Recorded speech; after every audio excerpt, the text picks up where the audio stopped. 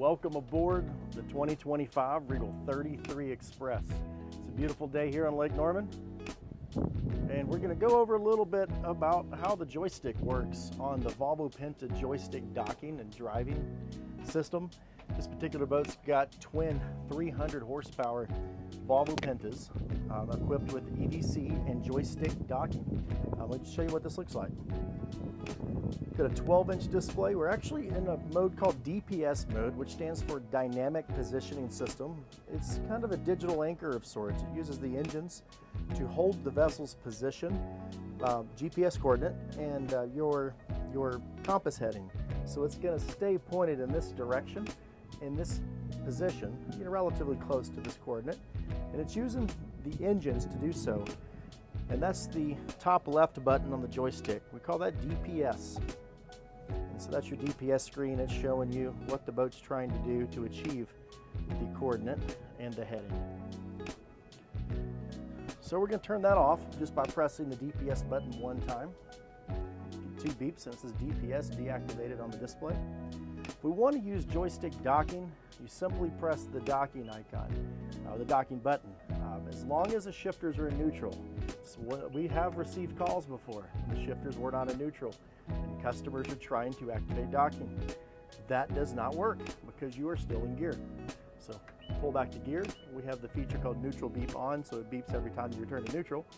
And you press docking one time, and now you're in docking mode. So the docking control uses your shifting.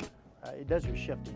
It does the throttle control, steering control. Everything is automated and programmed within the joystick docking system. So check this out.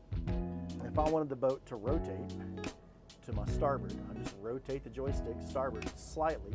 A little goes a long ways with this, and the boat is starting to rotate in place.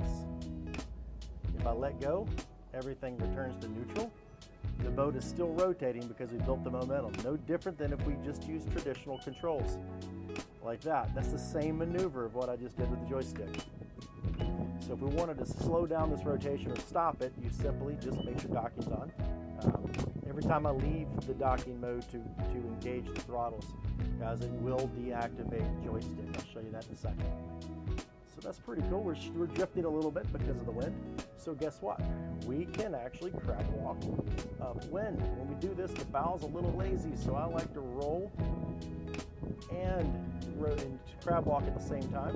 We're holding position now, and if we wait a little longer or give it more throttle by simply pushing more on the joystick just like that, we are now gaining position upwind. We are walking sideways upwind, and this is not possible with traditional controls unless you've got a bow thruster. But I'm simply doing this with one hand, and I'm holding the camera in the other hand. So we are literally walking upwind right now, pushing against it. This is a game changer.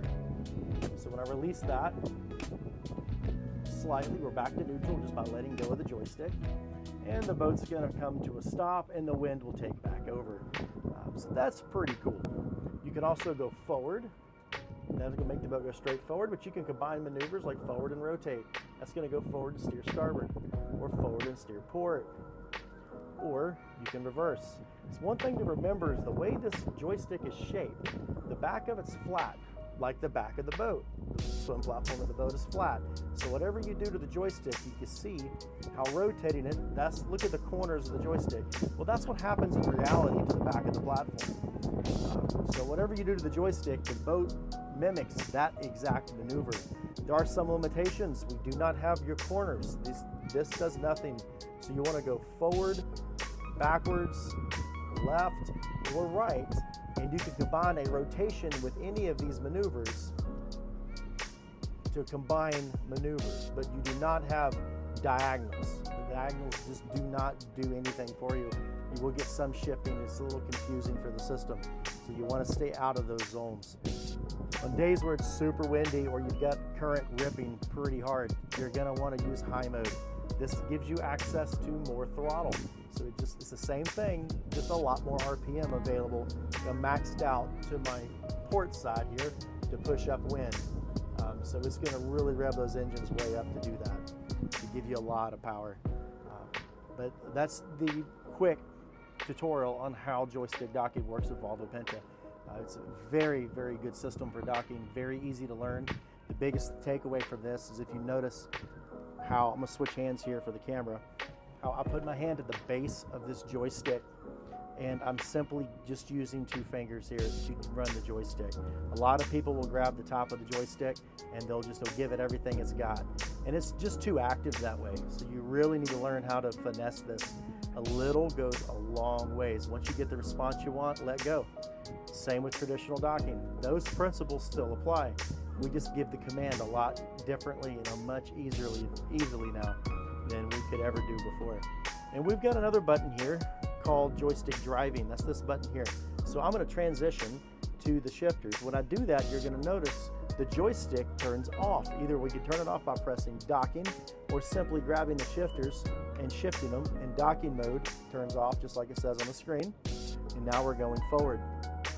So if I wanted to activate joystick driving, so I can miss the rocks here, I just press joystick driving. It activates heading hold on your autopilot, and this essentially allows you to use the joystick for the steering wheel. Takes a little practice to figure out, but it's kind of neat. You can do it at any speed, but as long as you're in gear, it works really nice. Again, all it's running is your steering. You are still running the throttles and the shifters. We have cruise control for actual holding your speed with the Volvo EVC, and we also have single lever. You know, this boat's not equipped with it, but you do have single lever as an option on some of our vessels.